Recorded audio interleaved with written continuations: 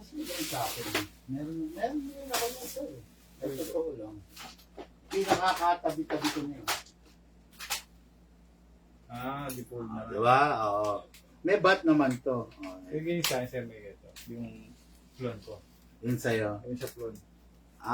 Okay. Yung clone na ano. Ito naman, AEG rin to. Electric din. Ayan, makikita mo. Kaya lang, high-end naman to. Tokyo Marui. Ito yung mga... Naririnig ko nga. Tokyo Marui. High-end talaga yan pagdating sa airsoft. Kumbaga sila yung mga sinauna, ganon. Yan, mga classic army. Yung mga sinauna. Yan to. Iba nga lang. Kasi ito kasi folded bat. Ito retractable kung tawagin. Yan ang pinagkaiba niya. Ito, actually nilagay ko na lang to, sir. Pwede mo rin alisin, pwede mo ikabit. Oo. Pwede mo rin alisin to. Ayan, rail siya, di ba? Ganun din yan. Oo. Bigyan na lang kitang rail para wag ka painggit, sir. Bigyan ka isa. Yung ginawa ni sir, maraming yan. Ayan, grabe, sir, oh. Dami yan. Yung binigay mo sa akin, sir, maraming yan. Okay. Hello, good afternoon, good day mga ka-airsoft, good day mga kabigman. Okay. Sir Ace, no, of Novaliches ang aking kaharap ngayon. Okay. Sir, hello sir. Ayan, Sir Ace of Novaliches. Guys, no, ganito kasi to, nagpa-repair siya ng unit, pero siyempre ayaw naman natin pagkaperahan yung ka-airsoft natin, no. Na, yung unit talagang matanda na, no. Then China pa. So, nagdesisyon ako na wag i-repair, no, pinahold ko dun sa gunsmith kasi mapapagastos siya eh. Then, syempre, tinatansya rin naman natin yung amount ng unit versus doon sa amount ng repair. No? Kung lalapit doon sa amount ng unit yung amount ng repair, so, wag na lang. No? Ngayon, si boss, yun nga, nag-suggest tayo na wag na lang i-repair, i-discount na lang natin siya, kahuyin na lang natin kung ano yung pwedeng kahuyin sa unit, then, parang trade-in na lang ang nangyari. Okay? Ang unit niya, ganda naman. Hindi naman maikakaila. The MP5, no? MP5. Ito yung huling piraso, no, ng MP5 na nandito sa ating shop. Ayan, okay. Na, kung mapapansin nyo, talagang assassin pa rin ang dating eh. Hindi maikakaila. Sikat na sikat pa rin yung forma ng MP5, eh, di ba? Talagang matikas pa rin, no? Ayan. Kung makikita nyo, equip rin siya. Ambi siya, no? Ambi, ibig sabihin, kabilaan, no? Kabilaan selector. Equipped siya with single fire and both single and rapid fire, no? Napakaganda ng unit. Kaya lang, syempre, don't manage your expectations, no? Syempre, kung compare mo sa M4, talaga mas maraming piyesa si M4. Kung compare mo kay M4, talaga mas malakas si M4, no? But this is 380 FPS out of the box, no? Upgrade pa. Matinong-matino, kumbaga wala pa, hindi pa nabubuksan 380 FPS. Pwede na rin naman natin i-raise yung FPS nito, pero hindi kagaya na sa M4 na kayang umabot ng 550, 600 FPS, no? Ito siguro pinaka-safe maximum na upgrade niya is 420. Yun, sir. Safe yun, ha? Pero pwede mong i-450 kaya lang, medyo nakakatakot na. Baka, hindi niya kayanin, manira pa. Okay? Yan. Guys, the MP5, kung patawag ito, MP5 Navy. Ito kasi yung gamit ng mga Navy SEAL or SWAT dun sa mga ibang bansa. No? Okay, start natin. Release the magazine. Okay, yun. Ang battery niya dito na ilalagay. Ayan, mapapansin niya. Baba ko lang. Ano nga lang to talaga medyo tiyagaan, hindi tulad ng MP4 na sinusundot. Ito, medyo matigas kasi ito dahil bago. Pero normally, itinutulak lang to ng thumb, no? Pero dahil nga bago, matigas, kaya gumagamit ako ng pampukpok. Ayun. Okay, no? Mapapansin nyo, mabubunot nyo na yan.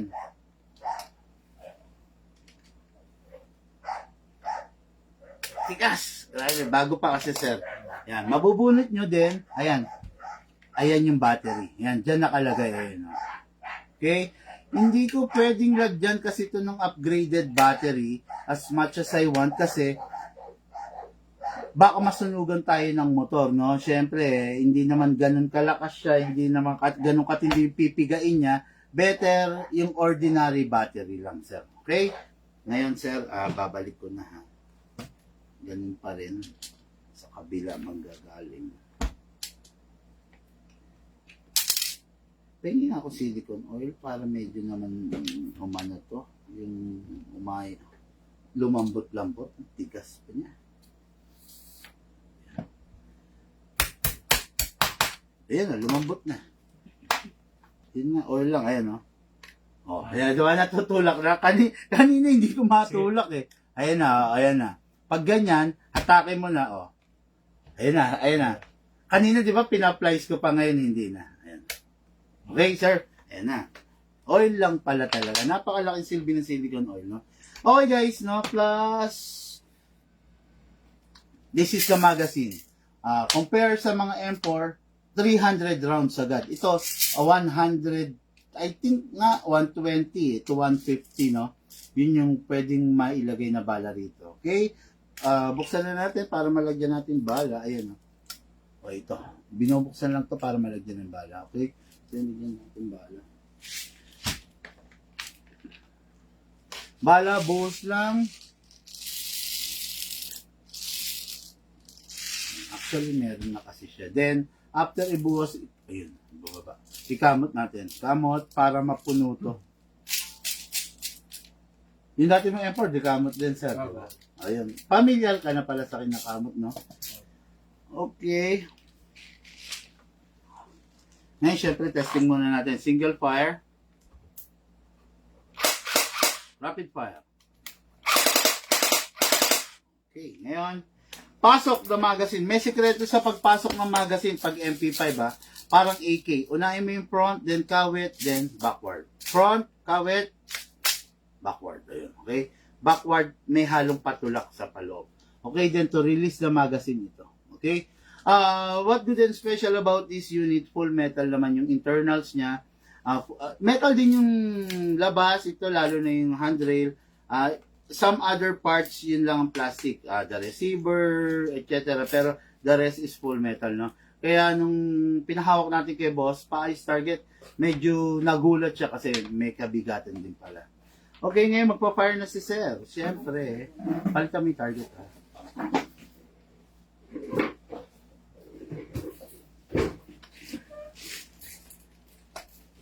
Alam nyo ba, hindi pa ako nanananghalian. Kasi dire-diretso yung ating mga ka-airsoft. No? Mas magandang yung tiyan ko na mag-antay kaysa yung mga ka-airsoft. Kasi pag pinag-antay ko to, mag-aantay to, tapos may darating pa mamaya, matatambakan ako, no? Minsan ang hirap ng gano'n kasi nagra-rush ako, no? Okay, guys. Hindi na natin papatagalin. So, papasubok na natin kay Bossing yung airsoft niya. Okay, bibigay natin naka-safe. Bahala na siya. Sir, to unsafe, lagay mo rito sa single fire, then ito sa rapid fire. Okay, sir?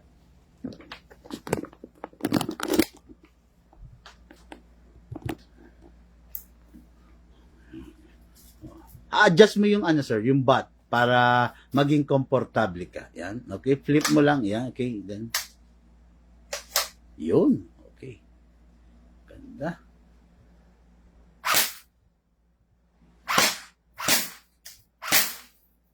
Saan ba, sir? Tumatama naman, sir. Ayun, no? Tumatama. Mababa lang yung sipat mo, sir.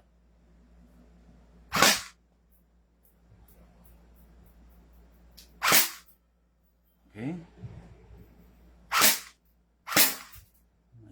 Lakas nga, lumalabas yung bala. Sige, sir. Rapid, try mo.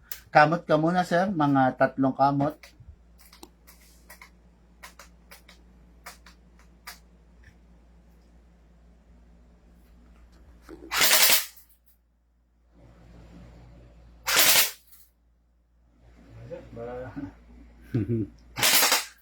Okay naman, sir, In fairness, tumatama, Okay, guys, no, yan, nakita nyo naman yung unit ng ating boss. Yung MP5, no, Navy na, retractable butt, no, okay. Every after the game, pagkatapos maglaro, release the magazine. Press lang to ha. Sayang, budget meal to, no? Kaya lang talagang last piece na eh. Then, press, release the magazine, di ba? Then, clear the chamber. Isang putok, fire. Okay, yun. Then, meron pa, may naiwan, di ba? Then, rest the spring. Lagay mo sa rapid fire, press mo 1 second. Then, single.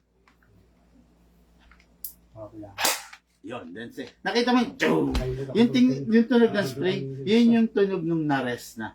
Then say, okay guys, unit ng ating bossing, napakaganda, the MP5 Navy. Very rare na to sa panahon ngayon, no? Pero, hindi na natin pinaasan si boss. Siyempre, ka-airsoft naman yun, no? Actually, hindi siya ka-airsoft. Hindi niya sa atin binili yung unit na pina-repair niya, no? Pero matandang unit na talaga yun, no?